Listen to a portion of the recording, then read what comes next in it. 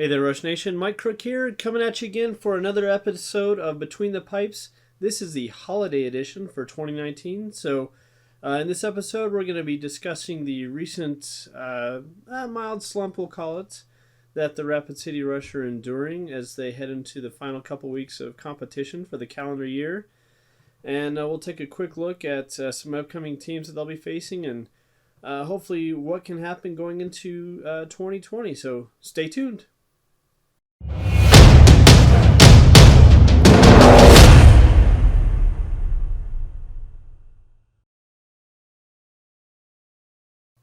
And welcome back there, Rush Nation. So, not going to lie. The Rapid City, the Rush are on a little bit of a slump right now. They've lost now 4 straight. And the 5th game before that required overtime for them to beat Utah at home. But notwithstanding, still the season much better than last year's. I'll take it. But they did start their slide last year, roughly around this time, maybe a little bit earlier into December. But so far, heading into the Christmas holiday season, it's looking kind of rough right now. They've definitely got some injuries to lick and wounds to clean up. We were in attendance last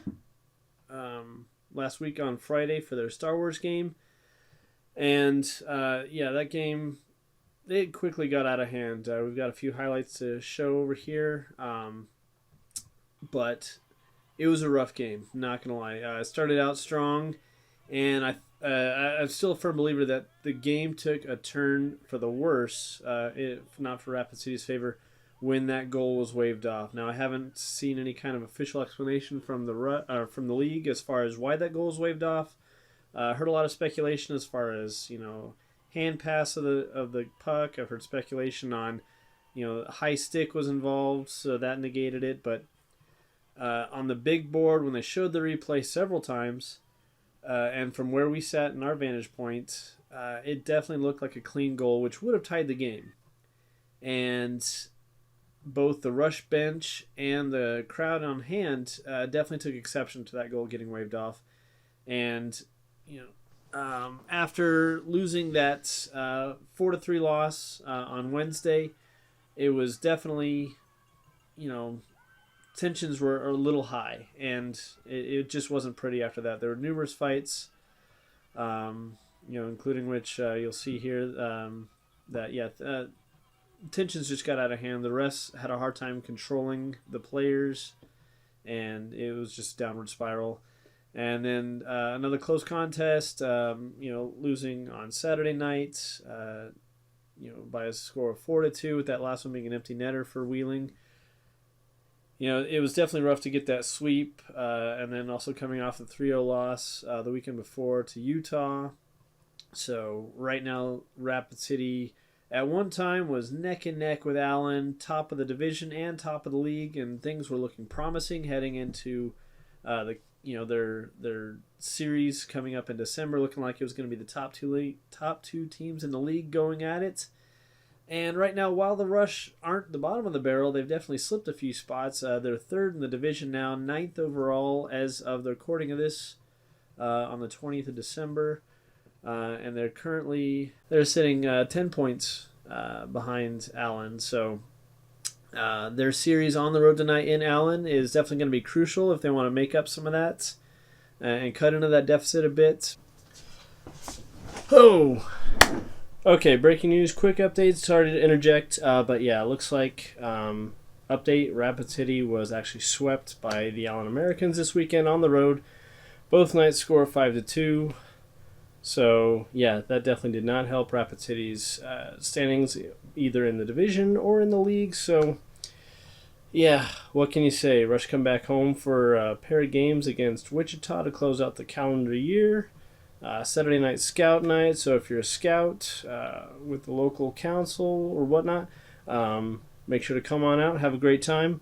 But so not the greatest road trip for the Rush, but what can you do? It's time to regroup and see what they can do against Wichita. So back to the show, because next weekend to close out the calendar year, they're going to be taking on, at least it's at home, but they're going to be taking on Wichita, which these two teams play tough, and Wichita's right behind the Rush in the standings, so both teams are going to be gunning for that at least second and third spot at this point. But it's going to be rough, no doubt. And yeah, as far as that suspension goes, the suspension against Brendan Saunier, which per the league's official suspension and fines page, it's also pending a phone hearing. But he has been suspended up through, how many games is it? I want to say he's even suspended through the Allen series. Not 100% sure on that. But yeah, undisclosed fine. And not to defend his actions by any means. But yeah, that whole game on the 13th, Star Wars night, that was rough. Emotional wise for the team, and emotions definitely got the better of him. Not saying it was that he was in the right. He should have simmered down. You got to control yourself in these situations. But having been an athlete, not in a hockey situation, but having been an athlete in high school and whatnot, tensions do run high, and sometimes they just get the better of you, and the head stops working for a bit. So. Hopefully this is a good learning experience for the team, and hopefully they've got a really good game plan coming up for the roadie against Allen that starts tonight. But yeah, it's definitely going to have to be almost a weekend sweep at this point to kind of get back into that standings. Otherwise, Allen's just going to start chipping away and further extending their lead over the remaining teams in the Mountain Division. Which is going to make it more difficult to catch up and overtake them as the season wears on, because we're coming up on that halfway point here. So yeah, Allen, it's going to be a tough one. They've been definitely looking like the team to beat again so far, and they're coming back strong. And Wichita to close out the season. Wichita's regrouping; they're coming back strong. So. I can guarantee you, regardless of how the series goes against Allen this weekend, they're going to have a tough matchup to close out the calendar year against the Thunder next weekend at home. And look for a rejuvenated and revitalized team in any aspect. I think that net mining has got to kind of step up their game and get a little bit. Kind of been a little lackluster on the defensive side of things. The Rush, these multi, 3, 4, 5 goal games. They've got to simmer that back down. 1 or 2 goal game contests, where it's a tight one where we're having a hard time getting pucks on net because they're definitely getting outshot lately. And it's not even just by 4 or 5 shots. It's, these opposing teams have, anywhere from 10 to 15 plus shots on goal advantage going into that final frame. And yeah, you make your shots count, so maybe they're a little bit pickier about their shots, but sometimes you just got to pepper that net and poke one of those pucks in, and maybe we'll see if the offensive mentality kind of takes that approach coming up against Allen and Wichita. But I'm rambling here, so we'll stop with that one. One final thing I did want to touch on: Star Wars night. Just me as a Star Wars nerd myself. It was a little lackluster, not gonna lie. Kudos to the Rush on putting it on. I love the Star Wars nights; they're great, they're awesome. It's always fun to see the costumes of the kids and adults and whatnot. But not gonna lie, it was phone alarms are great. It was a little lackluster, minus a few things thrown up on the big board, a few cardboard cutouts around the rink.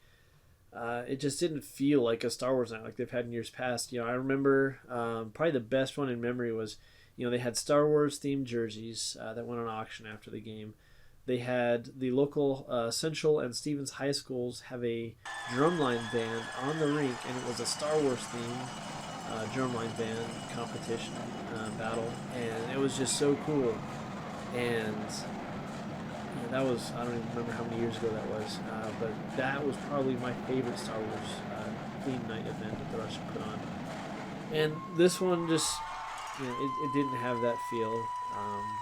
So Maybe if they have another one, they'll put a little bit more effort into it. I don't know what all goes on into putting these events on, but just from a Star Wars fan myself, yeah, I felt a little lackluster, and it could have been any other night. It wouldn't really have mattered.